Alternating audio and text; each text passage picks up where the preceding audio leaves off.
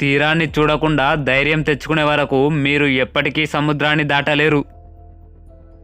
ఒకే దగ్గర ఆగకుండా ఎంత నిదానంగా వెళ్ళినా పర్వాలేదు.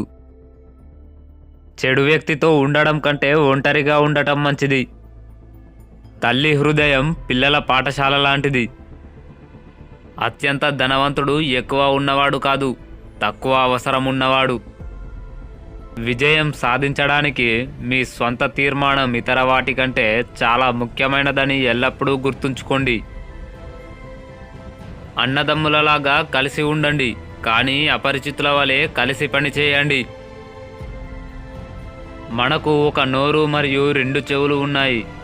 కారణం మనం మాట్లాడే దానికంటే ఎక్కువ వినాలి.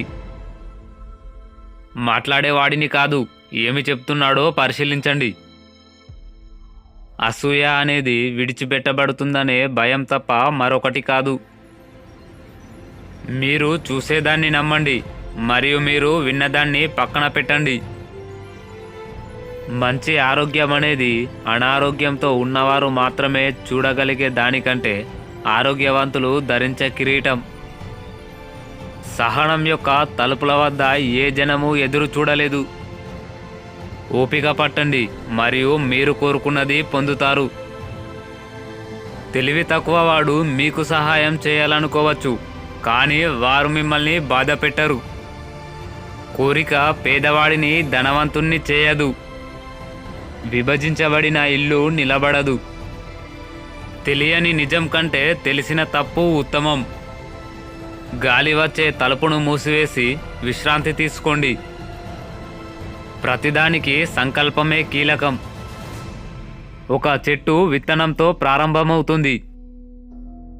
చెప్పడం కన్నా చేసి చూపించడం మిన్న. కోపం పిచ్చితో మొదలై పశ్చాత్తాపంతో ముగుస్తుంది. నేటి పనిని రేపటి కోసం ఆలస్యం చేయవద్దు. అహంకారం జ్ఞానాన్ని తగ్గిస్తుంది. మీ కొడుకు చిన్నతనంలో క్రమశిక్షణ ఇవ్వండి మరియు పెద్దయ్యాక అతని స్నేహితుడిగా ఉండండి. అహంకారం అనేది ఒంటిపై ఎక్కువగా పెరిగే కలుపు మొక్క. నేర్చుకున్న వారికంటే అనుభవజ్ఞులను అడిగి తెలుసుకోండి. మీరు దాన ధర్మాలు చేస్తే మీరే ధనవంతులు. మీకు అభిప్రాయం ఉంటే మీరు నిర్ణయించుకోవడం మంచిది. ప్రతి ఒక్కరూ ఇతరుల లోపాలను విమర్శిస్తారు, కానీ వారి స్వంత విషయాలలో గుడ్డిగా ఉంటారు. తొందరపాటులో పశ్చాత్తాపం ఉంటుంది, కానీ ఓర్పు మరియు శ్రద్ధలో శాంతి మరియు భద్రత ఉంటుంది. లేనిది పొందేందుకు ఎదురు చూడడం కంటే ఉన్నదానిని సరిచేసుకోవడం మేలు. మాట్లాడడం వెండి అయితే మౌనం బంగారం. మీరు ఎంత తెలివిగా ఉంటే అంత తక్కువగా మాట్లాడతారు.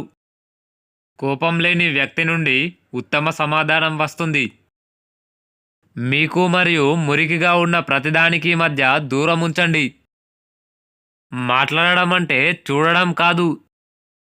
మూర్ఖుడు 6 విషయాల ద్వారా గుర్తించబడవచ్చు: కారణం లేని కోపం, లాభం లేని మాట, పురోగతి లేని మార్పు, వస్తువు లేకుండా విచారణ, అపరిచితుడిని విశ్వసించడం మరియు శత్రువులను స్నేహితులని తప్పుగా భావించడం.